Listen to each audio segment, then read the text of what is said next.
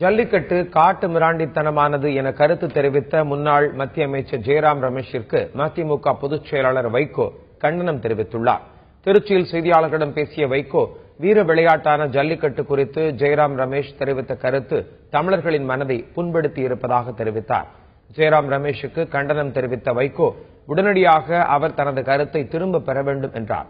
ஜல்லிக்கட்டு அனுமதிக்கு உரிமை கொண்டாடும் அதிமுக நாடாளுமன்றத்தில் ஏன் ஜல்லிக்கட்டுக்கு குரல் கொடுக்கவில்லை என்றும் வைகோ கேள்வி எழுப்பினார்.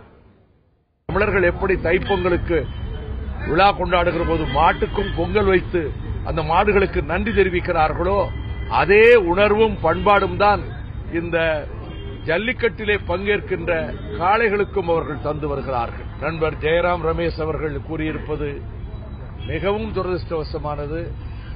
அடிப்படையை புரிந்து கொள்ளாமல் கூறியிருப்பது தமிழர்களினுடைய இருதயத்தை காயப்படுத்துகிற சொல்லாகும். அவர் அதை திரும்ப பெற்றுக் கொண்டால்தான் அது சரியாக இருக்கும். அதற்கு நான் கண்டனம் தெரிவிக்கிறேன்.